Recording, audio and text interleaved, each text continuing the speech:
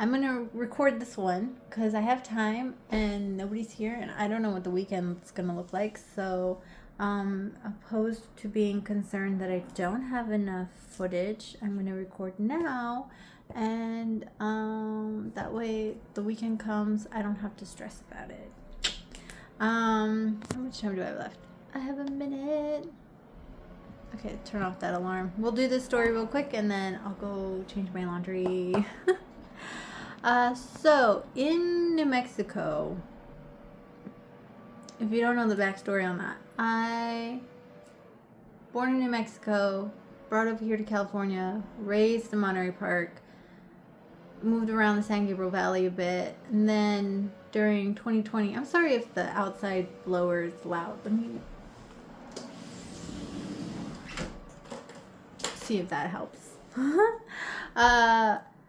2020 happened, and I was living a city down from the Bobcat fire, and it got to the point where my husband at the time, we were afraid his childhood asthma would flare up because he did physical labor. He was like a forklift driver and stuff like that, and an order selector. So, and then my daughter started coughing a lot, and that was with the air purifier in the room. So we had to move within a week back to Albuquerque, back to New Mexico. And so that's what we did. And then I stayed with my aunt for like 3 days. I ended up cleaning a lot of her house because I'm a clean freak and I clean. And also, I feel like cleaning in exchange for housing is okay, and that's kind of what I do. Anyways, and then her son, my cousin, took us in for about 3 months. We were there September, October, November, December, January, about 5 months. Yeah. For about 5 months, we lived with my cousin. And his house was, it was a good sized house.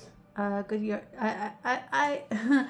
I did my best at cleaning up his house and making dinners and doing yard work because there's a lot of silver nightshade in the backyard.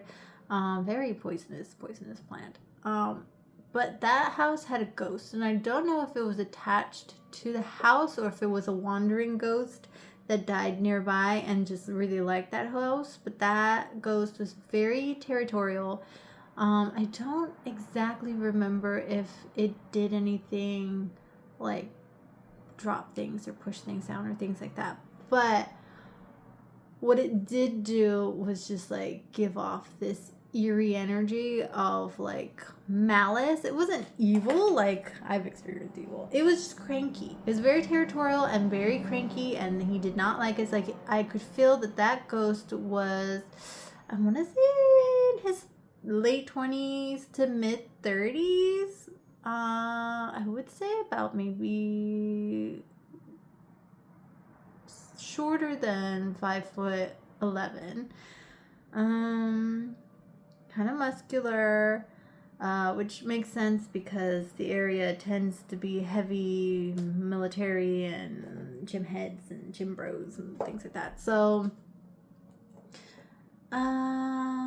he felt mixed. He didn't feel like a single race. He felt mixed. But he was very territorial. He didn't like us in the house, and he kept trying to be, get out of the house. And I was like, I'm trying. We need a job. We need a place to go. So we left pretty quickly. 5 months. But that was 5 months of moving to a whole new state. And then I couldn't get a job because again, my husband at the time could not care for our child, so he had to find a job. But again, anyways, so with my guidance, he found a job and we moved out. But that particular ghost was very cranky. I did get some prophetic dreams involving my cousin at that house and after we moved, which did come true, although the people in the dream were different. They still occurred, and I talked to him about it later, and he was like, yeah, that happened. And I was like, oh, that sucks. So I'm not gonna go into that. some of my prophetic dreams do occur mostly when there are ghosts present. I don't know what that's about, but they're like not the things bringing me what's gonna happen. It's more or less they're like a catalyst or an ingredient in my abilities that is necessary for me to tap into that prophetic type thing. Not exactly sure why that is. Although when we moved to the other apartment, there wasn't any ghosts and I was having dreams there. But then New Mexico itself is so magical. Like, I miss it so much. But also, I don't. They're having a lot of issues right now. They're in a drought. There's water shortages. Their two major utilities have been bought out by like a privatized entity, and so their rates are gonna spike. It's a food desert as well. So like our health was declining, and the land itself is so magical, and if you're born of it, you do get revitalized from it. But because she is so drained of her resources, she takes from her children, and so sometimes that results in your health declining because she's also feeding off of you. But anyways, if you're New Mexican, you can understand what I'm saying. You can never fully escape New Mexico. I feel like having a bunch of New Mexican videos on my feed on TikTok has helped give her energy in some type of way so she doesn't call me back. I do miss the food. I do have plans. I have a whole list of food I would like to purchase should I be able to go out there and have space upon returning. And I have a whole plan. I heard the Merc is back up and running, so I might add that back onto the list.